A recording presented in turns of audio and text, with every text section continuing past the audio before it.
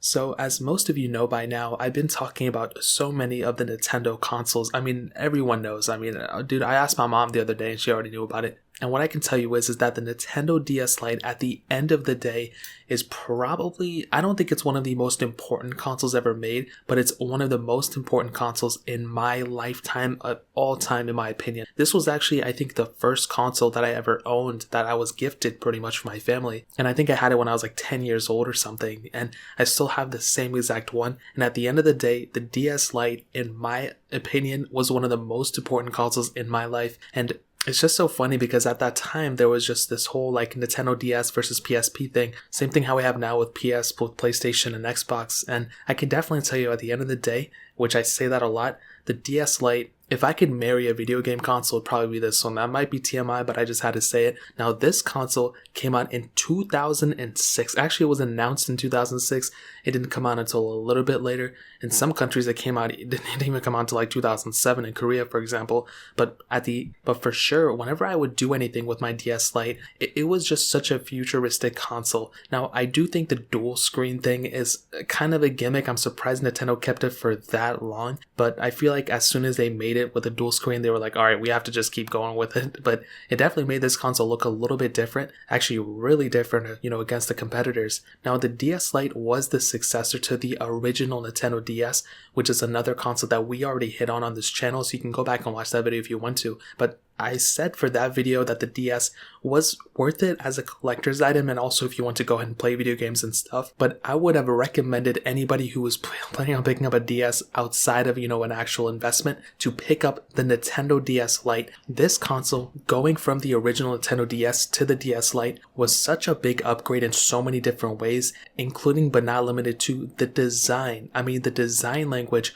of the DS Lite. I think this was Nintendo's best looking console, and I think the Wii is up there too, but the DS Lite is probably one of their most timeless and just best designs, at least for a portable console. And I hope they can take some design language from this thing and put it on the Switch. I think that would be really, really cool. Not like the dual screen thing, but like the matte texture, the glossiness to it. And, on the front, depending on how you look at it closed wise, there was no camera on the exterior, but it was glossy and it looked so beautiful. The white one I think looked probably the most prominent. I think that's what Nintendo put in most of their ads, but I had the black one and I loved it. The color wise, I think the black one looks really, really sleek. The white one looks a little bit more bright, so depending on you might like one or the other. They had a ton of different colors, which was so cool. But then when you went ahead and actually popped this thing open, you had those two screens.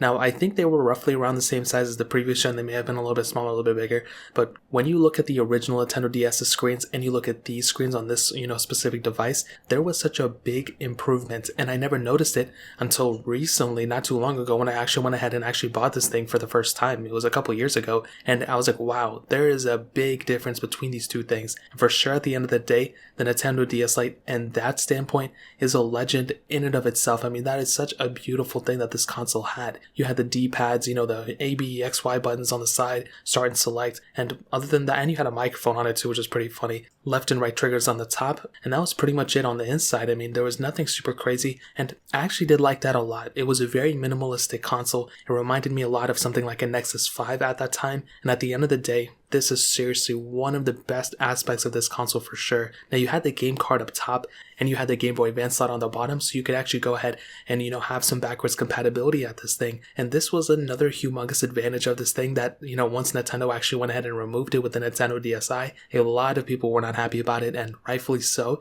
but they have to do it at some point, and I guess it would have been, then I guess that was what they had to do. And that really pretty much covered it up on the outside. There was no memory expansion slots, there was anything like that. You were pretty much just stuck with whatever storage was inside of this device, and I think that was perfectly fine. Now, when you booted up the Nintendo DS Lite, obviously there wasn't a lot you could do, and this was one of the things that didn't really impact me in the beginning but it slowly impacted me once I kind of grew up with this console, because I owned this console forever. I still own it, and since I was 10, I think I had it, and one of the, I guess I wouldn't say biggest problems, but one of the things that really irked me was that I didn't really have the opportunity to download apps. I couldn't really, there was no marketplace. There wasn't anything like that. The Nintendo DSi eventually brought that. Then that was amazing thing. That was miles ahead of whatever I was expecting at that time. But With the DS Lite, it was pretty much whatever you had at that point, and that was all you had. There was no web browser or anything. And for me, that was kind of upsetting because I looked at the PlayStation P. I knew people who had that, and I would, use it when I was in the store and stuff. And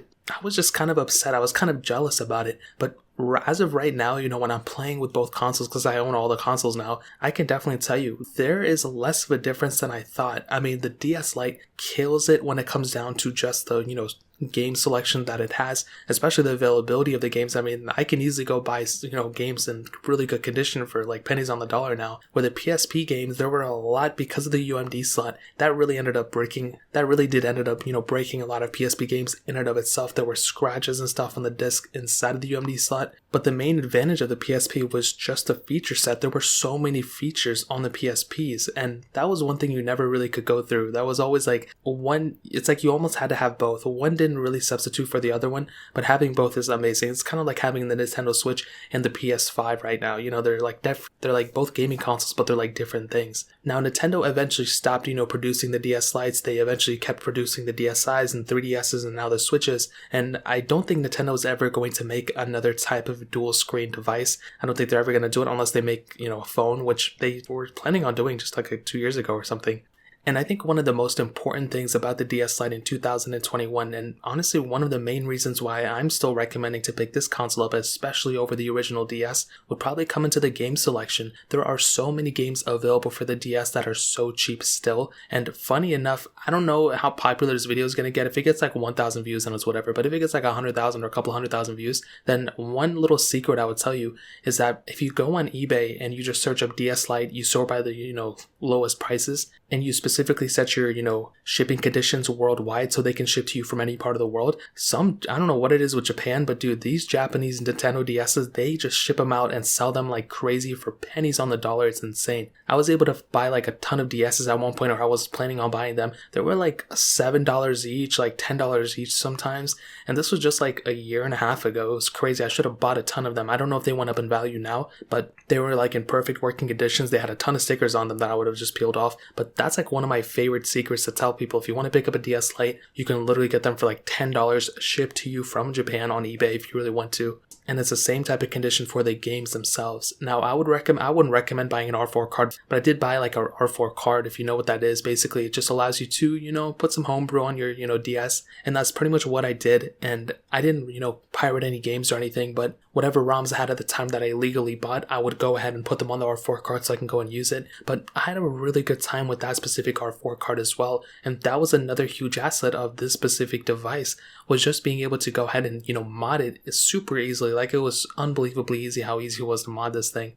But everything wasn't perfect about it. Like I said, it did lack a lot of features that the PSP had. Also, the stylus, I would lose it all the time. The displays were good, but the capacitive display on the bottom, or the resistive touch, whichever one it was, for like, you have to use a stylus to use it. It really wasn't my favorite, to be honest. But ultimately, when I look back at my time of owning the DS Lite, and even now when I, look at it and mess with it in 2021, I am nothing but hyped. I mean, I am so happy about this console. I love it to death. I don't necessarily think it's something that people should go out of their way to buy, but I definitely do think that if you don't own one and you've never owned a DS, I would definitely recommend buying a DS Lite. I mean, this is a beautiful console. It's timeless. This thing, how old is it? Like 15 years as of this point or something like that, and it's still kicking it. It's still beautiful, and I would say it's still worth it just in that sense. Obviously, if you want to buy something else, go for it, but if you can pick one up for like $10-15, why not? And I think especially when it comes down to the collector's item segment, that is another humongous advantage for this device as well. So that really pretty much covers it up. If you guys have any other questions or anything like that, let me know in the comment section below. Hit the like button, that would mean so much, but definitely hit that subscribe button. Every single subscriber that we get really does count,